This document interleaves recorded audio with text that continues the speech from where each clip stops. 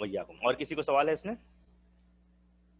चलिए, perceptual position, ये NLP का सबसे इंपॉर्टेंट एस्पेक्ट आप ये कह सकते हैं कि आज की दिन का टेक अवे बोल सकते हैं, आपको बहुत जबरदस्त गिफ्ट कह सकते हैं आप किसी अंदाज में, कि डिफरेंट प्रॉब्लम को, बेटा हिल रहा है जरा से, डिफरेंट प्रॉब्लम्स को जो है डिफरेंट पोजीशन में बैठ करके देखने से जबरदस्त अंदाज में आप सॉल्व कर सकते हैं।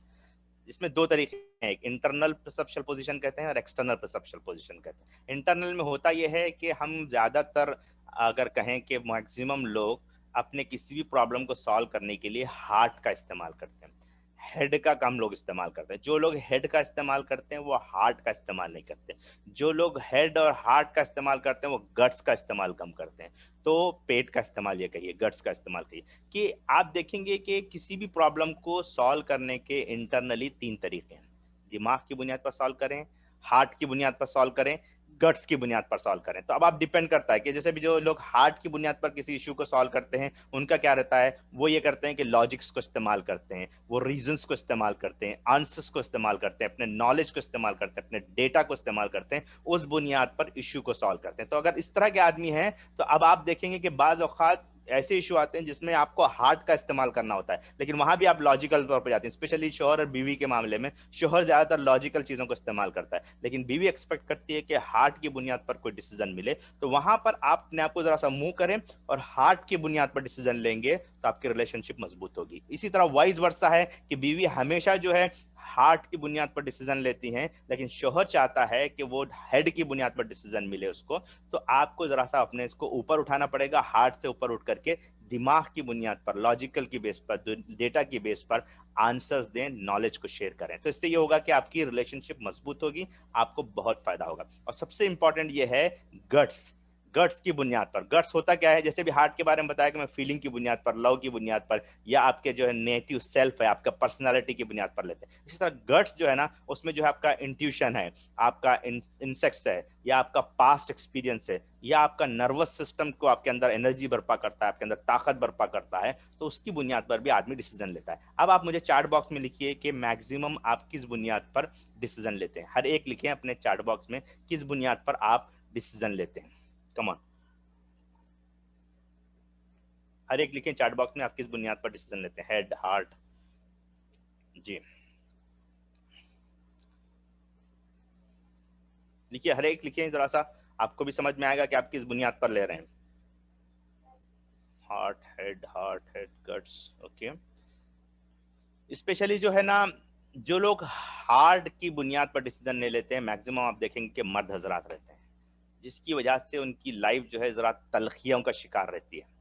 कभी कभी आपको हार्ट की बुनियाद पर भी डिसीजन लेना चाहिए। और स्पेशली औरतों को देखिए कि मैक्सिमम हार्ट की बुनियाद पर डिसीजन लेते हैं, जिसकी वजह से हमेशा इमोशनली हो जाते हैं, इमोशनली ब्लैकमेल करते हैं, या कभी कभी इमोशनली इतने परेशान हो जाते हैं कि रोने लग जाते हैं। हर वक्त वो नई वर्क होता है। तो आप बाज औकात देखें, बाज अगर इश्यूज आपके काम नहीं कर रहे हैं, बाज प्रॉब्लम आपके काम नहीं कर रहे हैं, तो आप देखेंगे किस बुनियाद पर आपने डिसीजन लिया था अब तक। आप चेंज करें, कभी गट्स की बुनियाद पर लीजिए, कभी जो स्ट्रांग रहिए, एनर्जी स्ट्रांग करिए, बॉडी मूवमेंट रहे, कभी आप जो है पास्ट एक्सपीरियंस को इस्तेमाल करके अपने जो है इंफॉर्मेशन को आप दूर दीजिए। तो इस तरह की आप तमाम चीजें कर सकते हैं। तो आपको मुख्तलिफ लेवल से जो है चीजों को तब्दील करना होगा और इन तीनों बुनियादों पर लेना होगा। मैं ये अर्ज करूंगा कि आप ये सेशन होने के बाद 10 मिनट बैठिए, दो इशू को लिखिए और आप देखिए कि किस बुनियाद पर आपने डिसीजन लिया था। डिसीजन जो भी लिया था आपने किस बुनियाद पर, लेट से हार्ट की बुनियाद पर आपने लिया था डिसीजन। अब आप क्या करें, आप वही डिसीजन को लिखें जो हार्ट की बुनियाद पर लिए थे।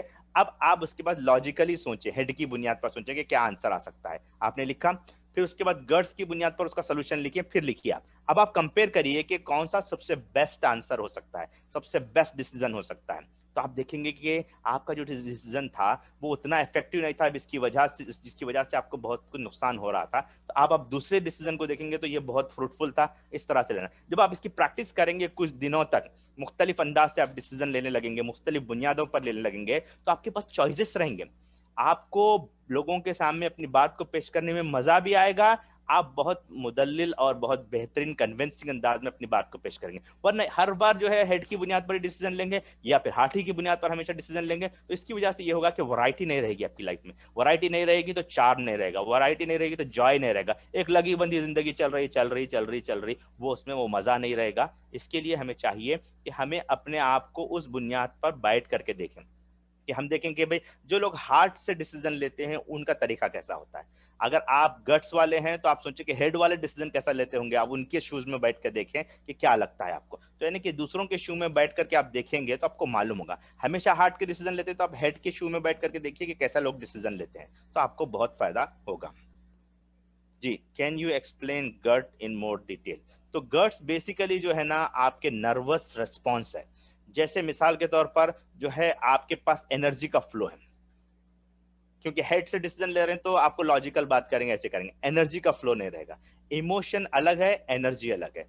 गट्स जो है एनर्जी की बुनियाद पर आती, कॉन्फिडेंट जो है वो एनर्जी का हिस्सा है। इमोशन से भी कॉन्फिडेंट आता है, लेकिन एक्चुअल में कॉन्फिडेंट जो है वो गट्स का हिस्सा है, आपकी गट्स की बुनियाद पर लेते हैं। फिर आपके पास्ट के जो एक्सपीरियंस है लाइफ के, जिससे आपने कुछ इंफॉर्मेशन हासिल की है, उस बुनियाद पर आप कोई डिसीजन ले रहे हैं। यानी कि आपने कभी पास्ट में कॉन्फिडेंट थे, तो अब आप कॉन्फिडेंट बन रहे हैं, कॉन्फिडेंट बात कर रहे हैं, तो वो गट्स की बुनियाद पर आपने डिसीजन लिया। फिर ये कि आपके जो इंट्यूशन है, यानी कि बाद वक्त जो है ना बहुत सी चीजों को आप आंसर नहीं दे पा रहे हैं, लेकिन आपका ऑन दी वे जो इंट्यूशन आता है। जैसे भी मैंने तकरीर की तैयारी नहीं की, आज मेरे को टाइम नहीं मिला, लेकिन मैंने जहन में ये रखा था कि भाई ये चीज को मुझे ये चीज पेश करनी है। इमीडिएटली ऑन दी वे मेरे को एक बात समझ में आई, मैंने पेश की। जैसे अभी आज के ही आपको डिस्कशन को ले लीजिए, मैंने जब फ्राइडे दिया था उसमें मुझे ये बात समझ में नहीं आई थी कि किस तरह से एक आदमी को उसमें रह करके बात करना है। फिर ये बात मैंने बताई कि हेड वाला आदमी को किस तरह से दूसरी चीजों पर बात करना है, उसको डिफरेंट एंगल से मैंने वहां पर बताई थी, लेकिन यहाँ पर मेरा इंट्यूशन ने काम किया कि मैं डिफरेंट एंगल से बताया। बहुत मोर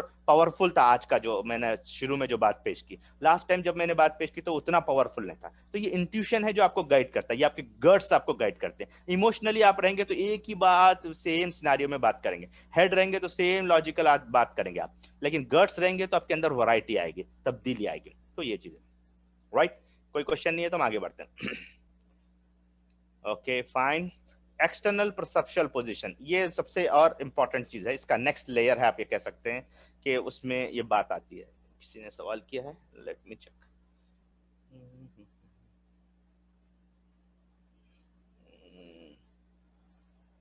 चलिए, सवाल शायद गालिबन नहीं है। ओके फाइन, ठीक है। तो परसेप्चुअल पोजीशन में जो है सबसे इंपॉर्टेंट ये है कि जैसे आप कोई इशू को ले लीजिए, आप स्ट्रेसफुल सिचुएशन में, फॉर एग्जांपल ले लीजिए कि किसी वजह से, घर के मसाइल की वजह से या ऑफिस के मसाइल की वजह से आप स्ट्रेसफुल सिचुएशन में, आप और आपका बॉस जो है ना कॉफी शॉप में बैठे हुए हैं और आप डिस्कस कर रहे हैं, आपके बॉस ने आपको एक प्रोजेक्ट दिया, नया प्रोजेक्ट। आप देख रहे हैं कि एक प्रोजेक्ट ऑलरेडी आपके पास, एक नया प्रोजेक्ट आपने दिया है, तो आप उसकी वजह से आप पूरे स्ट्रेसफुल सिचुएशन में आप कह रहे हैं कि भाई ऑलरेडी मेरे पास जो है ना एक न्यू बोर्न बेबी है, उसके लिए मुझे रात भर जागना है, अब मैं यहाँ आकर के ऑफिस का भी काम कर रहा हूँ, मैं थका हुआ भी हूँ, अब एक नया प्रोजेक्ट दे रहे हैं, मैं कैसा कर सकूंगा। आप पूरी बातें अपने बॉस को बताइए, बता दिया आप, और बॉस ने आपकी बात को पूरा सुना।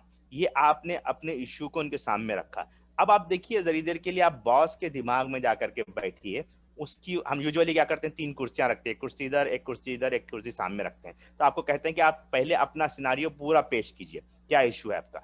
पेश करने के बाद जो है ये कुर्सी से उठ करके आप ये कुर्सी पे बैठिए। अब बॉस के जहन से सोचिए कि इस इशू को, इस मसले को कैसे सॉल्व करना है।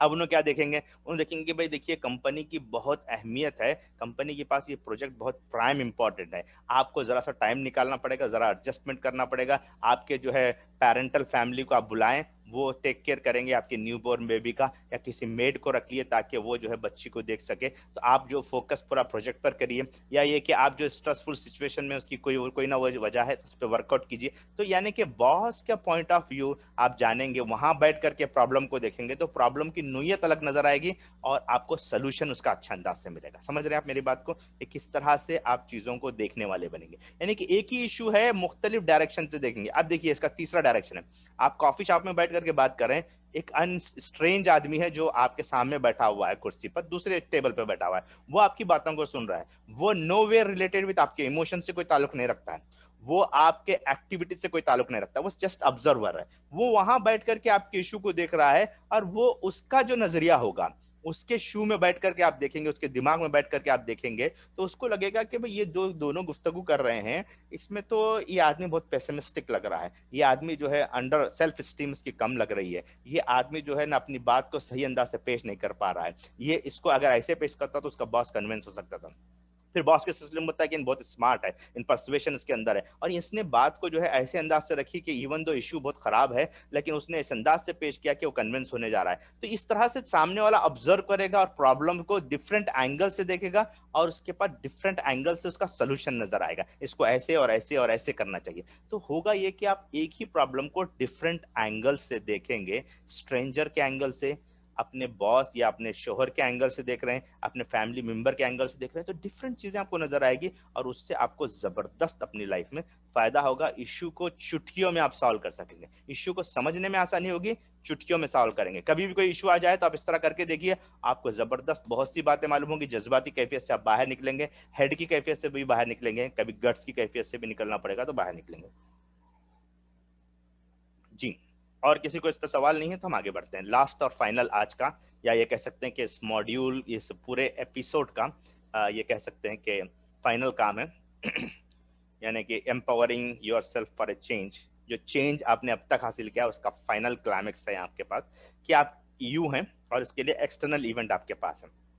तो फर्स्ट आप देखिए कि वही स्ट्रेसफुल सिचुएशन को लीजिए, आपने पूरा डिस्क्राइब किया, तो आप मुझे आप चैट बॉक्स में लिखिए कि आपकी स्ट्रेसफुल सिचुएशन के लिए आपके फैमिली मेंबर किस तरह से रिएक्ट करेंगे। लिखिए, हर एक चैट बॉक्स में लिखिए कि आपके फैमिली मेंबर किस तरह से रिएक्ट करेंगे, किस तरह से उनका तरीका होगा कि आपके इस इशू को, जैसे मिसाल के तौर पर अगर आप समझिएगा आप स्ट्रेसफुल सिचुएशन में बाप से बात किया, बॉस नहीं मान रहे, तो आपने कहा कि भाई मैं रिजाइन कर देता हूँ। ठीक है, अब इसको फैमिली के इस तरह की सिचुएशन को फैमिली क्या लेगी, फैमिली डिफरेंट एंगल से लेगी, राइट। आप लिखिए अगर लिख सकते हैं तो। या ये वो कहेंगे कि भाई देखिए आप बहुत ज्यादा जो है परेशान नजर आ रहे हैं, आप जरा सा जो है ना रेस्ट ले लीजिए, एक वीक की छुट्टी ले लीजिए। या ये कह सकते हैं कि वो आप जो है ना बहुत प्रेशर में हैं, आप जो है ना जरा सा किसी तरह की एक्टिविटीज कर लीजिए, जॉगिंग वगैरह कर लीजिए, आपको रिलीफ मिलेगा। तो वो आपकी सिक्योरिटी के बारे में सोचेगी, आपकी सपोर्ट के बारे में सोचेगी। एक आपका क्लोज फ्रेंड है, वो ये कहेगा कि भाई आपका मिजाज ही ऐसा है, आप हमेशा प्रोकास्टिनेट करते हैं, चीजों को समझ नहीं पाते इसलिए कर सकते हैं। खराब फ्रेंड है तो ऐसा बोलेगा। अच्छा फ्रेंड तो वो बोलेगा कि भाई आपके पास तो बहुत जबरदस्त गट्स हैं, आप चीजों को बहुत बेहतर अंदाज से समझा सकते हैं, आपके पास जो है एट ए टाइम 10 काम करने की आपके पास ताकत है, आप बहुत इजीली इसको ओवरकम कर सकते हैं। अच्छा फ्रेंड रहेगा तो ऐसा बोलेगा। एक स्ट्रेंजर है, तो जैसा कि हमने पहले बात की कि स्ट्रेंजर का अप्रोच डिफरेंट होगा, वो अप्रोच रहेगा। फिर इससे आगे बढ़कर के एक सेलिब्रिटी हो सकता है, एक, या तो फिर हम हायर लेवल पर हम देखेंगे तो रसूलुल्लाह सल्लल्लाहु अलैहि वसल्लम की गाइडेंस हो सकती है, या अल्लाह ताला की गाइडेंस हो सकती है कि वो एक्सटर्नल इवेंट को कैसे सॉल्व करना है, वो गाइडेंस को अगर हम देखते हैं तो डिफरेंट एंगल से सिचुएशन को देख सकते हैं। तो एक ही इशू है, एंगर का इशू है, आप देखिए फैमिली वाले डिफरेंट रिएक्ट करेंगे, आपके फ्रेंड डिफरेंट रिएक्ट करेंगे, आपके स्ट्रेंजर दोस्त डिफरेंट रिएक्ट करेंगे, सेलिब्रिटी डिफरेंट रिएक्ट करेंगे, या इस्लाम की गाइडेंस डिफरेंट होगी। तो बेसिकली जो है किसी भी इशू को डिफरेंट एंगल से आप देखेंगे तो वो इशू बहुत छोटा भी नजर आएगा, इजीली सॉल्वेबल भी रहेगा, इजीली उसको आंसरेबल भी रहेगा, इजीली उसे कॉन्कर भी आप कर सकते हैं। उससे आपको लाइफ में जबरदस्त फायदे हो सकते हैं और होना चाहिए। तो इसी तरह हम हर इश्यू पर मुख्तलिफ नोयत से सोचें, गौर करें और इश्यूज को सॉल्व करने की कोशिश करें। इन तमाम चीज़ों पे आज के पूरे इस पर आपको कुछ सवालात हैं तो आप सवालात कर सकते हैं, वरना हम अपनी बात को यहाँ पर ख़त्म करते हैं। जज़ाकल्लाह खैर। जी, माइक ऑन करें और अपने अपने जज्बात एहसासात का इजहार करें कि किस तरह से हमारा आज का सेशन रहा, या ओवरऑल हमारा जो है empowering yourself for a change में जो कुछ आपने महसूस किया उसका इजहार कर सकते हैं, सवालात कर सकते हैं, क्वेश्चन पूछ सकते हैं। यहाँ हम अपनी बात को एंड कर रहे हैं। जज़ाकल्लाह खैर, बहुत बहुत शुक्रिया आप तमाम का। अल्हम्दुलिल्लाह, बहुत अच्छा ये पूरा कोर्स रहा। पूरे सेशंस बहुत बेहतरीन रहे अल्हम्दुलिल्लाह, और आपने बहुत आसान तरीके से और बहुत अच्छे से एक्सप्लेन किया। बहुत से आइडियाज क्लियर हुए, बहुत सी चीज़ें सीखने को मिली, बहुत सी चीज़ें समझने को मिली। अल्हम्दुलिल्लाह, जज़ाक। अल्हम्दुलिल्लाह। जी, बहुत बहुत शुक्रिया डॉक्टर साहब। और कोई कोई साहब अपना कुछ चीज़ों का इजहार करना चाहेंगे? एक्सलेंट सेशन, जज़ाकल्लाह खैर। अस्सलाम वालेकुम। जी वालेकुम सलाम। जी फयाज साहब। कोई साहब बात कर रहे हैं, प्लीज कंटिन्यू कीजिए, बाद में बात। हेलो, अस्सलाम वालेकुम। वालेकुम सलाम। जी काफ़ी इंफॉर्मेटिव था, प्रैक्टिकल चीज़ें थी। जज़ाकल्लाह। एनएलपी एक नई फील्ड थी मेरे लिए, इसके बारे में सीखना चाह रहा था। शायद जो है ये बेबी स्टेप रहेगा, जी और इंशाल्लाह जो है इसको आगे बढ़ते हुए जो है इसका इंशाल्लाह जो है फायदा जिंदगी में जो है लेने की कोशिश करेंगे। शुक्रिया जज़ाक। इंशाल्लाह जरूर जरूर। जज़ाकल्लाह खैर, बहुत बहुत शुक्रिया। अस्सलाम वालेकुम दुश्मन भाई। वालेकुम सलाम जी मुस्लिम भाई। हाँ अल्हम्दुलिल्लाह बहुत ही अच्छा रहा तीनों सेशन, 3 वीक, और बहुत सारे ऐसा प्रॉब्लम से ये सेशन में हमारे को हमारे प्रॉब्लम जो है सोल्यूशन मिले हैं इसमें बहुत सारे प्रॉब्लम्स को। अल्हम्दुलिल्लाह जी जी बहुत अच्छा, अल्लाह का फजल। और ये कंसिस्टेंसी कैसा करना अशमत भाई, ये अभी कंटिन्यूअसली लाइफ लॉन्ग इसको प्रोसेस करना बोल तो हाँ, मुख्तलिफ चीज़ों को अप्लाई करते रहिए आप। लर्निंग प्रोसेस तो लाइफ में बहुत रहेगा, कंटिन्यूअसली अपग्रेड करते रहिए। आपको नए नए टेक्निक सीखिए, नए चीज़ों को अप्लाई कीजिए, तो इंशाल्लाह आपके अंदर बहुत तब्दीली आएगी। बहुत ये बहुत 3 वीक शुक्रिया। को ऐसा महसूस हुआ कि तुम्हारा क्लास का वेटिंग ऐसा एंड वीकेंड कैसा था, ऐसा था बोल के वेटिंग में चल रहा था, वीकेंड कब आता बोल के। जी जी जी, जज़ाकल्लाह खैर, बहुत बहुत शुक्रिया। जी जी इंशाल्लाह। शुक्रिया जज़ाक। सही जी जी। और कोई साहब कुछ बोलना चाह रहे हैं, कुछ इजहार करना चाह रहे हैं, करें। तो मैंने जैसे कि कल रात में आपको बताया कि एक बोनस सेशन इंशाल्लाह रहेगा नेक्स्ट वीक, तो मैं ये